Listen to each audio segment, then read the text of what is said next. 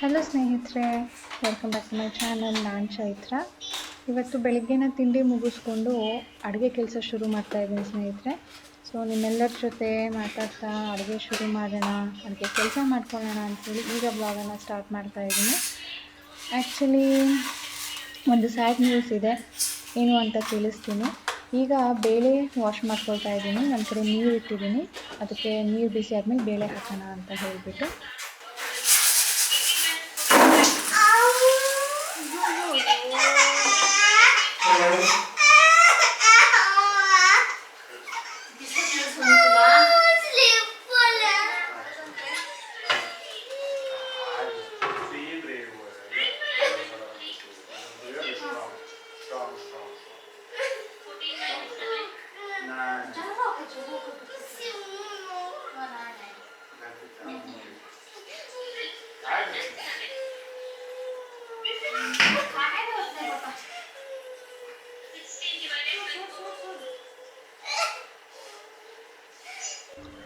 ಸಾನುದು class ನಡೀತಾ ಇತ್ತು.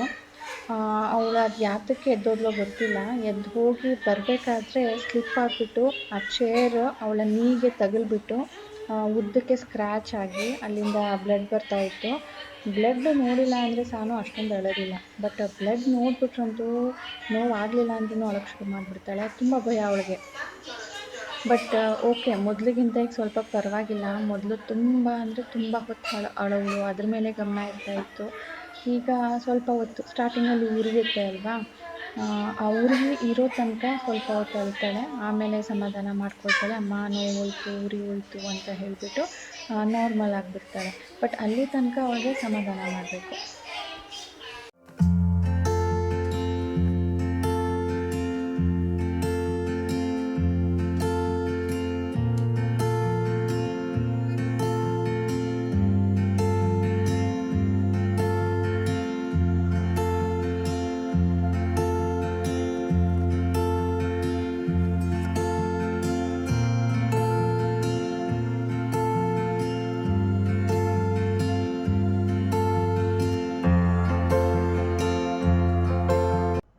ನಾನು ಉಪ್ಪೆಸರು ಮಾಡ್ತಾಯಿದ್ದೀನಿ ಸ್ನೇಹಿತರೆ.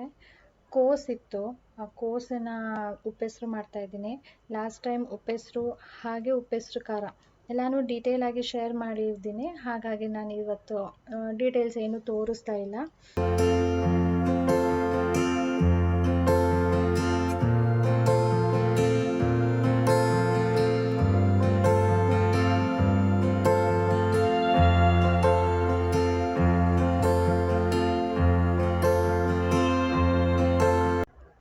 ಅಡುಗೆ ಎಲ್ಲ ಆದಮೇಲೆ ಒಂದು ಸಾನು ಹತ್ರ ಒಂದು ದಪ್ಪ ಪಿಂಕ್ ಬಾಲ್ ಇದೆ ನೋಡಿ, ಅದು ಫುಟ್ಬಾಲ್ ರೀತಿಯಲ್ಲಿದೆ.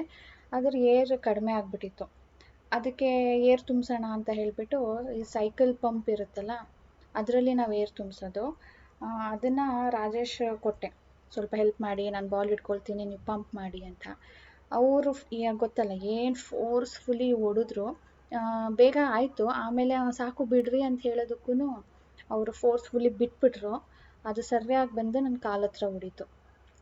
ಹೊಡೆದಿದ್ದು ಫೋರ್ಸ್ಗೆ ಡೀಪ್ ಕಟ್ ಕೂಡ ಆಯಿತು, ಆ್ಯಂಡ್ ಮೂಳೆಗೂ ಕೂಡ ಏಟು ಬಿತ್ತು. ಅದಕ್ಕೆ ತುಂಬ ನೋವ್ತಾಯಿತ್ತು, ಮೆಟಲ್ದು ಹೊಡೆದಿರೋದಲ್ವಾ ಅಂಥೇಳಿ. ಸೊ ಐಸ್ ವಾಟರ್ ಕೊಟ್ಟು ಅದರಲ್ಲಿ ಕಾಲಿಡ್ಕೊ, ಬ್ಲಡ್ ಕ್ಲಾಟ್ ಆಗುತ್ತೆ ಅಂತ ಹೇಳಿಬಿಟ್ಟು ನೀರು ಕೊಟ್ಟಿದ್ದಾರೆ. ಅದು ಬ್ಲಡ್ ಸ್ಟಾಪ್ ಆಗಿಬಿಟ್ಟು ಬರೋದು, ಸ್ವಲ್ಪ ಮೇಲ್ಗಡೆ ಗಟ್ಟಿ ಗಟ್ಟಿ ಥರ ಆಗ್ತಾ ಇದೆ. ಇವತ್ತು ಯಾಕೋ ನಂದು ಮತ್ತು ಸಾನದು ಟೈಮೇ ಚೆನ್ನಾಗಿಲ್ಲ. ಅವಳು ಪಾಪ ಯಾವತ್ತೂ ಇಲ್ದಂಗೆ ಮನೇಲಿ ಇದ್ಕೊಂಡೇ ಹೊಡ್ಕೊಂಡ್ಳು. ನನಗೂ ಕೂಡ ನನ್ನ ಮಿಸ್ಟೇಕ್ ಇರಲಿಲ್ಲ, ಬೈ ಮಿಸ್ಟೇಕ್ ನಂದು ಅಲ್ಲ, ರಾಜೇಶ್ದು ಅಲ್ಲ. ಏನೋ ನಾನು ಕೂಡ ಹೊಡ್ಕೊಂಡೆ.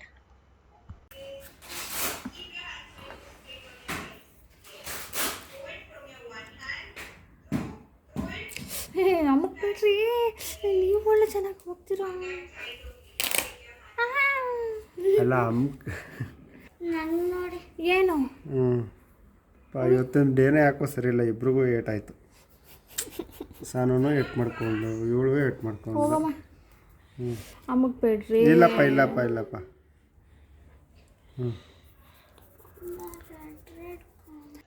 ಸಾನು ಹೇರ್ ಕೇರ್ ಬಗ್ಗೆ ತುಂಬ ಜನ ಕೇಳ್ತಾ ಇದ್ರಿ, ಆ್ಯಂಡ್ ಡೈಲಿ ಕಮೆಂಟ್ ಮಾಡ್ತಾ ಇದ್ರಿ, ತೋರಿಸಿ ಏನು ಹೇಗೆ ಫಾಲೋ ಮಾಡ್ತೀರಾ ಅಂಥೇಳಿ. ತುಂಬ ಸಿಂಪಲ್ ಸ್ನೇಹಿತರೆ. ಈಗ ನಾನು ಎಣ್ಣೆ ಹಚ್ತಾ ಇದ್ದೀನಿ ನೋಡಿ. ಈ ಎಣ್ಣೆ ಬಂದು ನನ್ನ ಅಮ್ಮ ಕೊಟ್ಟಿರೋದು. ಅವರು ಕೊಬ್ಬರಿ ಕೊಟ್ಟು ಮಷೀನಲ್ಲಿ ಎಣ್ಣೆ ಮಾಡಿಸಿ ವಿತೌಟ್ ಎನಿ ಪ್ರಿಸರ್ವೇಟಿವ್ಸ್ ಆ ಥರ ತೆಗೆಸು ಆ ಎಣ್ಣೆ ಕೊಡ್ತಾರೆ. ಆ ಎಣ್ಣೆನ ನಾನು ಸಾನುಗೆ ಅಪ್ಲೈ ಮಾಡ್ತೀನಿ. ನನಗೆ ಹರ್ಬಲ್ ಆಯಿಲ್ ಮಾಡ್ಕೊಳ್ತೀನಿ. ಇದಕ್ಕೆ ನಾನಿವತ್ತು ಟೀ ಟ್ರೀ ಆಯಿಲ್, ಎಸೆನ್ಷಿಯಲ್ ಆಯಿಲ್ನ ಮಿಕ್ಸ್ ಮಾಡಿದೆ. ರೀಸನ್ನು ಅವ್ಳಿಗೆ ಸ್ವಲ್ಪ ಡ್ಯಾಂಡ್ರಫ್ ಆಗಿದೆ. ಡ್ಯಾಂಡ್ರಫ್ಗೆ ಅದು ಕ್ಯೂರ್ ಮಾಡುತ್ತೆ, ಬೆನಿಫಿಷಿಯಲ್ ಅಂತ ಓದಿದ್ದೆ. ಹಾಗಾಗಿ ಅದನ್ನು ಟ್ರೈ ಮಾಡ್ತಾ ಇದ್ದೀನಿ. ಅದು ಬೆನಿಫಿಟ್ ಆದರೆ ನಾನು ನಿಮಗೂ ಕೂಡ ಶೇರ್ ಮಾಡ್ತೀನಿ. ನಾನು ಸಾನುಗೆ ಎಷ್ಟು ದಿನ ಆಯಿಲಿಂಗ್ ಮಾಡ್ತೀನಿ ಅಂದರೆ, ಈಗ ನಿಮಗೆ ಒಂದು ರುಟೀನ್ ಹೇಳ್ತೀನಿ. ಸ್ಯಾಟರ್ಡೇಸ್ ಸಾನುಗೆ ನಾನು ಹೆಡ್ ಬಾತ್ ಮಾಡಿಸೋದು. ಸ್ಯಾಟರ್ಡೇಸ್ ಮಾಡ್ತಾಳೆ, ಸಂಡೇ ಹೆಡ್ ಬಾತ್ ಮಾಡಲ್ಲ. ಮಂಡೇ ತಪ್ಪಿದ್ರೆ ಟ್ಯೂಸ್ಡೇ ನಾನು ಅವಳಿಗೆ ಆಯಿಲಿಂಗ್ ಮಾಡ್ತೀನಿ. 2 ದಿನದಲ್ಲಿ ಮಾಡಿಬಿಡ್ತೀನಿ. ಆಮೇಲೆ ನೆಕ್ಸ್ಟ್ ನಾನು ಇನ್ನು ಹೆಡ್ ಬಾತ್ ಮಾಡಿಸೋದಿಲ್ಲ. ಮತ್ತೆ ಸ್ಯಾಟರ್ಡೇಗೆ ನಾನು ಅವಳಿಗೆ ಹೆಡ್ ಬಾತ್ ಮಾಡಿಸೋದು. ಹೆಡ್ ಬಾತ್ ಮಾಡಬೇಕಾದ್ರೆ ನಾನು ಶ್ಯಾಂಪೂ ಯೂಸ್ ಮಾಡ್ತೀನಿ, ಬೇಬಿ ಶ್ಯಾಂಪೂ ಎಸ್ಪೆಷಲಿ. ಸೊ ಇಷ್ಟೇ ಅವಳದು ಹೇರ್ ಕೇರ್. ಅವಳಿಗೆ ತುಂಬ ಲಾಂಗ್ ಹೇರ್ ಇಷ್ಟ. ಬಟ್ ಇಷ್ಟು ಹೇರ್ಗೆ ಅವಳಿಗೆ ಎಣ್ಣೆ ಹಚ್ತಾ ಇದ್ದರೆ ನೋವ್ತಾ ಇದೆ, ಚುಳ್ಳು ಅನ್ನುತ್ತೆ ಅಂತ ಹೇಳ್ತಾಳೆ. ಅದಕ್ಕೆ ನಾನು ಆವಾಗವಾಗ ಕಟ್ ಮಾಡ್ತೀನಿ. ತುಂಬ ದಿನ ಆಯಿತು ಕಟ್ ಮಾಡೋದಕ್ಕೆ ಆಗಿರಲಿಲ್ಲ. ಆದಷ್ಟು ಬೇಗ ಮಾಡಬೇಕು. ನೆಕ್ಸ್ಟ್ ಅವಳ ಸ್ಕಿನ್ ಕೇರ್ ಬಗ್ಗೆ ಕೇಳಿದ್ರಿ. ಸ್ಕಿನ್ ಕೇರ್ ರುಟೀನ್ ಏನಿದೆ, ಏನೆಲ್ಲ ಯೂಸ್ ಮಾಡ್ತೀರಾ ಅಂತ ಹೇಳಿಬಿಟ್ಟು, ಅದನ್ನು ಇವತ್ತು ರಾತ್ರಿ ನಾನು ನಿಮಗೆ ರೆಕಾರ್ಡ್ ಮಾಡಿ ತೋರಿಸ್ತೀನಿ ಸ್ನೇಹಿತರೆ. ನೆಕ್ಸ್ಟ್ ನಾನು ಆಗಲೇ ಹೇಳಿದೆ ಒಂದು ಸ್ಯಾಡ್ ನ್ಯೂಸ್ ಇದೆ ಅಂತ ಹೇಳಿಬಿಟ್ಟು. ಏನದು ಅಂದರೆ, ನನ್ನ ದೊಡ್ಡತ್ತೆ ಅಂದರೆ ರಾಜೇಶನ ದೊಡ್ಡಮ್ಮ ಅಥವಾ ನನ್ನ ಅತ್ತೆಯ ಅಕ್ಕ, ಅವರು ತೀರ್ಕೊಂಡ್ರು. ಊರಿಗೆ ಹೋಗಿದ್ವಿ ನಾವು. ನೀವು ಅಬ್ಸರ್ವ್ ಮಾಡಿರಬೇಕು, ನಾನು 2 ದಿನದಿಂದ ವ್ಲಾಗ್ಸ್ ಕೂಡ ನಿಮ್ಮ ಜೊತೆ ಶೇರ್ ಮಾಡಿಲ್ಲ. ನನ್ನ ತಂಗಿ ಬಂದಾಗ ಒಂದು ವಿಡಿಯೋ ಮಾಡಿದ್ದೆ, ಅದನ್ನು ನಾನು ಈಗ ನೆನ್ನೆ ಶೇರ್ ಮಾಡಿದ್ದೆ. ರೀಸನ್ ಇದೇನೆ, ನಾವೆಲ್ಲರೂ ಕೂಡ ಊರಿಗೆ ಹೋಗಿದ್ವಿ. ಊರಿಗೆ ಹೋಗಿ ಅಲ್ಲಿ ಬಂದ ಮೇಲೆ ಕೂಡ ಮನಸ್ಸಿರಲಿಲ್ಲ. ನಾನು ಎಡಿಟ್ ಆಗಲಿ ವ್ಲಾಗ್ ಆಗಲಿ ಮಾಡಿರಲಿಲ್ಲ. ಇವತ್ತು ಕೂಡ ಅಷ್ಟೇ, ಆಲ್ಮೋಸ್ಟ್ ನಾನು ವಾಯ್ಸ್ ಓವರಲ್ಲೇ ವಿಡಿಯೋ ಕೂಡ ಮಾಡಿದ್ದೀನಿ. ಅದೇ ತಲೆಯಲ್ಲಿ ಓಡ್ತಾ ಇತ್ತು. ತುಂಬ ಇಷ್ಟಪಡ್ತಾಯಿದ್ರು ನನ್ನನ್ನಾಗಲಿ ರಾಜೇಶ್ನ ಆಗಲಿ. ಅದನ್ನೆಲ್ಲ ನೆನೆಸ್ಕೊಂಡಾಗ ಬೇಜಾರಾಗುತ್ತೆ, ತುಂಬ ದುಃಖ ಆಗುತ್ತೆ. 3-4 ಮಂತ್ಸಿಂದನೂ ಅವ್ರಿಗೆ ಸ್ವಲ್ಪ ಹೆಲ್ತ್ ಇಶ್ಯೂಸ್ ಆಗ್ತಾಯಿತ್ತು. ರೀಸೆಂಟಾಗಿ ಒಂದು 2-3 ವೀಕ್ಸಲ್ಲೇನೋ ಅವರು ಹಾಸ್ಪಿಟಲೈಸ್ಡ್ ಕೂಡ ಆಗಿದ್ದರು. ಅದಾದಮೇಲೆ ಸ್ವಲ್ಪ ಸೀರಿಯಸ್ ಆದರು. ನಾನು ಕೇರ್ನಗರಕ್ಕೆ ಹೋದಾಗ, ನಾವು ಅತ್ತೆ ಮನೆಗೆ ಹೋದಾಗ, ಅವ್ರ ಮನೆಗೆ ಹೋಗಲಿಲ್ಲ ಅಂದರೆ, ಯಾಕೆ ನನ್ನ ಮನೆ ಕಾಣಲಿಲ್ವಾ ನಿನಗೆ ಅಂತ ಕೇಳ್ತಾಯಿದ್ರು. ತುಂಬ ಪ್ರೀತಿಯಿಂದ ನೋಡ್ಕೊಳ್ತಾ ಇದ್ರು. ಬೇಜಾರಾಗುತ್ತೆ. ಒಂದೇ ಕೇಳ್ಕೊಳ್ಳೋದು, ದೇವರವರ ಆತ್ಮಕ್ಕೆ ಶಾಂತಿ ಕೊಡಲಿ ಅಂತ ಹೇಳಿಬಿಟ್ಟು. ಜಸ್ಟ್ 10 ಡೇಸ್ ಗ್ಯಾಪಲ್ಲಿ ಇನ್ನೂ ಒಂದು ಸಾವು. ನೆನೆಸ್ಕೊಂಡ್ರೆ ತುಂಬ ಬೇಜಾರಾಗುತ್ತೆ. ಅವ್ರು ಇದ್ದಿದ್ದು ಕೇರ್ನಗರದಲ್ಲೇ. ಅತ್ತೆ ಮನೆ, ನನ್ನ ಅತ್ತೆ ಮನೆ ಇದೆಯಲ್ಲ, ಅದ್ರ ಮೇಲ್ಗಡೆನೇ ಒಂದು ಮನೆ ಇತ್ತು, ಅಲ್ಲೇ ಇದ್ದಿದ್ದವರು. ಸೊ ಎವ್ರಿ ಟೈಮ್ ಹೋದಾಗ ಅವ್ರನ್ನ ನೋಡಿಕೊಂಡು ಮಾತಾಡ್ಸ್ಕೊಂಡು ಬರ್ತಾಯಿದ್ದೆ. ಗೊತ್ತಿಲ್ಲ ನೆಕ್ಸ್ಟ್ ಟೈಮ್ ಹೋದಾಗ ಎಷ್ಟು ಅವ್ರನ್ನ ಮಿಸ್ ಮಾಡ್ಕೊಳ್ತೀನಿ ನಾನು ಅಲ್ಲಿ ಅಂತ. ಈಗ ಸ್ನೇಹಿತರೆ ಆಮ್ಲ ಜ್ಯೂಸ್ ಮಾಡ್ತಾಯಿದ್ದೀನಿ. ಆಮ್ಲ ಅಂದರೆ ಬೆಟ್ಟದ ನಲ್ಲಿಕಾಯಿ ಬರುತ್ತಲ್ವಾ, ಊರಿಗೆ ಹೋದಾಗ ಅತ್ತೆ ಕೊಟ್ಟು ಕಳಿಸಿದ್ರು. ಸ್ವಲ್ಪ ಇದೆ ನೋಡು, ನೀವು ಜ್ಯೂಸ್ ಮಾಡ್ಕೊಳ್ತೀರಲ್ಲ ತೊಗೊಂಡೋಗು ಅಂತ ಹೇಳಿ. ಅದನ್ನು ನಾನು ಜ್ಯೂಸ್ ಮಾಡ್ತಾಯಿದ್ದೀನಿ. ಈ ಜ್ಯೂಸ್ ನಾವು ಜಸ್ಟ್ ಆಮ್ಲ ಕಟ್ ಮಾಡಿ ಮಿಕ್ಸಿಯಲ್ಲಿ ಹಾಕ್ಕೊಳ್ಬೋದು, ಅದು ಹಾಗೆ ಕುಡಿಬೋದು. ಅಥವಾ ಸ್ವಲ್ಪ ಉಪ್ಪು, ಸ್ವಲ್ಪ ಮೆಣಸು, ಸ್ವಲ್ಪ ಜೀರಿಗೆ, ಇಷ್ಟನ್ನು ಕೂಡ ಸೇರಿಸಿ ನಾವು ಮಿಕ್ಸಿ ಮಾಡ್ಕೊಳ್ಬೋದು. ಫ್ಲೇವರ್ ಆ್ಯಡ್ ಆಗುತ್ತೆ. ನಾನು ಇದ್ರ ಜೊತೆ ಪುದೀನ ಹಾಕ್ತಾಯಿದ್ದೀನಿ. ಪುದೀನ ಹಾಕೋದ್ರಿಂದ ಕೂಡ ತುಂಬ ಚೆನ್ನಾಗಿ ಫ್ಲೇವರ್ ಬರುತ್ತೆ. ಆ್ಯಂಡ್ ಪುದೀನ ಕೂಡ ಬಾಡಿಗೆ ತಂಪನ್ನು ಕೊಡುತ್ತೆ. ನೋಡಿ, ಸ್ವಲ್ಪ ಜೀರಿಗೆ ಪುಡಿ, ಸ್ವಲ್ಪ ಮೆಣಸಿನ ಪುಡಿ ಕೂಡ ಹಾಕ್ಕೊಂಡು ರುಬ್ಕೊಳ್ತಾ ಇದ್ದೀನಿ. ಎಷ್ಟು ಕಡಿಮೆ ಆಗುತ್ತೋ ನೀರು ಅಷ್ಟು ಹಾಕ್ಕೊಂಡು ನುಣ್ಣಗೆ ರುಬ್ಕೊಂಡು ಆಮೇಲೆ ಫಿಲ್ಟ್ರ್ ಮಾಡ್ಕೊಳ್ಬೇಕು. ಈ ಜ್ಯೂಸಿನ ಬೆನಿಫಿಟ್ ಏನು, ಇದನ್ನು ಯಾಕೆ ಕುಡಿಬೇಕು ಅನ್ನೋದಾದರೆ, ಇದರಲ್ಲಿ ವಿಟಮಿನ್ ಸಿ ರಿಚ್ ಫುಡ್ ಇದು. ವಿಟಮಿನ್ ಸಿ ನಮಗೆ ತುಂಬ ಚೆನ್ನಾಗಿ ಸಿಗುತ್ತೆ ಇದರಲ್ಲಿ. ನನಗಿದು ಕುಡಿದಾಗ ನಾನು ಅಬ್ಸರ್ವ್ ಮಾಡಿರೋ ಪ್ರಕಾರ ನನ್ನ ಹೇರ್ ಫಾಲ್ ಕಡಿಮೆ ಆಗುತ್ತೆ. ರಾಜೇಶ್ಗೂ ಕೂಡ ಅದೇ ಫೀಲ್ ಆಗುತ್ತೆ, ಅವ್ರ ಹೇರ್ ಫಾಲ್ ಕಡಿಮೆ ಆಗಿದೆ ಅಂತ ಹೇಳಿಬಿಟ್ಟು. ಇನ್ನು ತುಂಬ ಇದೆ. Vitamin C it's good for anti ageing ಕೂಡ.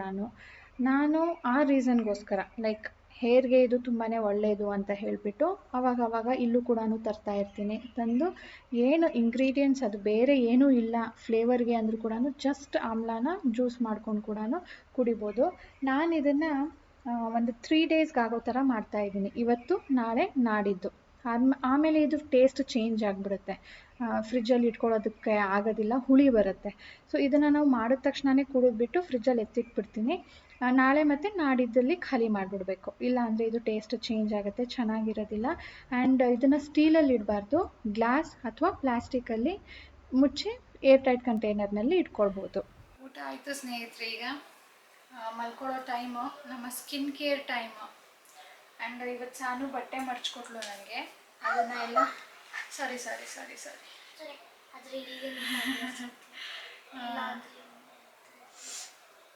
ಅದಕ್ಕೆ ಈಗ ನಮ್ಮ ಸ್ಕಿನ್ ಕೇರ್ ಟೈಮು.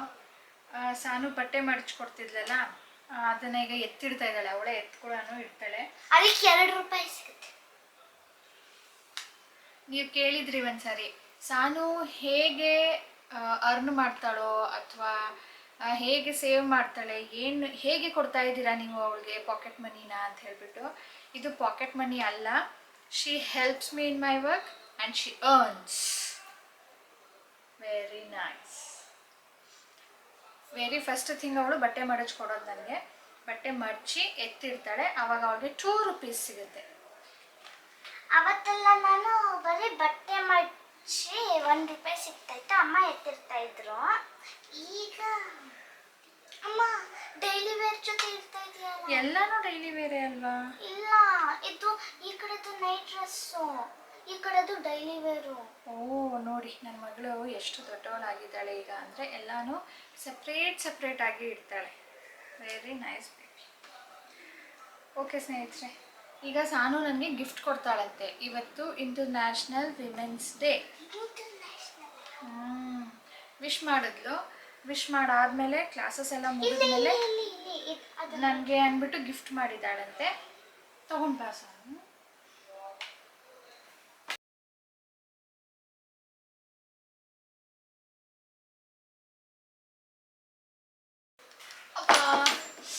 ನನ್ನ ಗಾಯದ ಮೇಲೆ ಕೂತ್ಕೊಂಡೆ ನಾನು. ಇಡ್ಲಿ ಥರ ಊದ್ಕೊಂಡ್ಬಿಟ್ಟಿದೆ.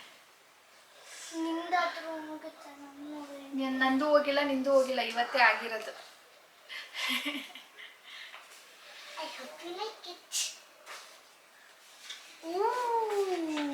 Flowers, sunbirds, nice baby.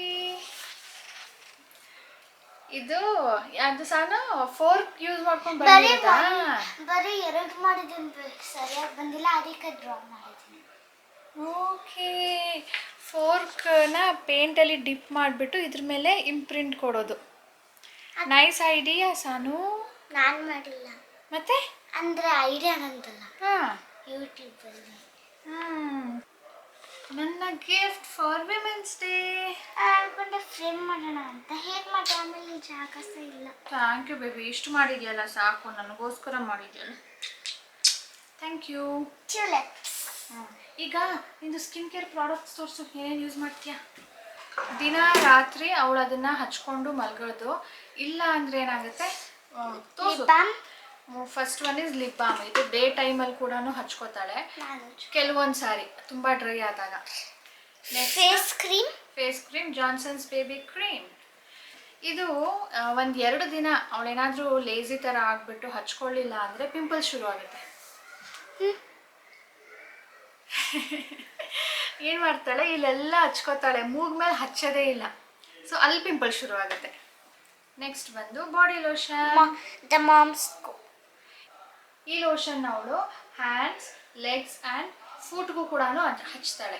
ಸಾನೋದು ತುಂಬ ಸೆನ್ಸಿಟಿವ್ ಸ್ಕಿನ್. ನಮ್ಮ ಕಾಲು ಹೇಗೆ ಹೊಡ್ಕೊಳುತ್ತಲ್ಲ ಆ ಥರ ಅವಳದು ಕಾಲು ಹೊಡ್ಕೊಳ್ತಾ ಇದೆ. ತುಂಬಾ ಸಿಪ್ಪೆ ಥರನೂ ಬರುತ್ತೆ. ಹಾಗಾಗಿ ನಾನು ಏನು ಮಾಡ್ತೀನಿ, ದಿನ ರಾತ್ರಿ ಕಾಲು ತೊಳೆದ್ಬಿಟ್ಟು ಅವಳು ಕಾಲು ಫುಲ್ ಹಿಮ್ಮಡಿ ಆ್ಯಂಡ್ ಇಲ್ಲಿ ಬೆಟ್ಟಗಳ ಸಂದಿಯಲ್ಲಿ ಕೂಡ ಅವಳು ಹಚ್ಚಬೇಕು. ಹಚ್ಕೊಂಡು ಮಲಗ್ತಾಳೆ. ಆ್ಯಂಡ್ ಅದೇ ಕೈಯಲ್ಲಿ ಕೂಡ ಇರುತ್ತಲ್ವ, ಏನು ಹ್ಯಾಂಡ್ ವಾಶ್ ಮಾಡೋದಿಲ್ಲ. ಸೊ ಹ್ಯಾಂಡ್ ಕ್ರೀಮ್ ಆಗಿ ಕೂಡ ಅದೇನೇ ಹಚ್ಕೋತಾಳೆ. ಇಲ್ಲಾಂದರೆ ಅವಳ ಹ್ಯಾಂಡ್ ತುಂಬಾ ಡ್ರೈ ಆಗುತ್ತೆ. ಸಮ್ಟೈಮ್ಸ್ ಡ್ರೈ ಆದರೆ ಏನು ಮಾಡ್ತಾಳೆ, ಆಲ್ಮಂಡ್ ಆಯಿಲ್ ಹಚ್ಕೊಳ್ತಾಳೆ. ಪ್ಯೂರೆಸ್ಟ್ ಆಲ್ಮಂಡ್ ಆಯಿಲ್ ಅದು ಬೇಡ, ಅದು ರೋಗನ್ ಬಾದಾಮ್ ಶಿರಿನ್ ಅಂತ ಸಿಗುತ್ತೆ. ಅದನ್ನು 1-2 ಡ್ರಾಪ್ ಹಚ್ಕೊಂಡು ಇರ್ತಾಳೆ. ಸೊ ಇಷ್ಟೇ ಸ್ನೇಹಿತರೆ ಸಾನುವಿನ ಸ್ಕಿನ್ ಕೇರ್. ಆ್ಯಂಡ್ ಈಗ ನಮ್ಮ ನೈಟ್ ಮಲ್ಕೊಳ್ಳೋ ಟೈಮ್. ಸೊ ಇವತ್ತಿನ ಈ ವಿಡಿಯೋ ಇಲ್ಲಿಗೆ ಎಂಡ್ ಮಾಡ್ತೀನಿ. ನಿಮ್ಮೆಲ್ಲರಿಗೂ ಇಷ್ಟ ಆಗಿದ್ದರೆ ಲೈಕ್ ಮಾಡ್ತೀರಾ ಅಲ್ವಾ. ಆ್ಯಂಡ್ ಸಬ್ಸ್ಕ್ರೈಬ್ ಮಾಡದೆ ನೋಡ್ತಾ ಇರೋರು ಪ್ಲೀಸ್ ಸಬ್ಸ್ಕ್ರೈಬ್ ಮಾಡಿ, ಬೆಲ್ ಬಟನ್ ಕ್ಲಿಕ್ ಮಾಡಿ, ನಿಮಗೆ ನೋಟಿಫಿಕೇಷನ್ ಬರುತ್ತೆ. ಸಿಗೋಣ ಮುಂದಿನ ವಿಡಿಯೋಲಿ. ಬಾಯ್ ಬಾಯ್, ಗುಡ್ ನೈಟ್.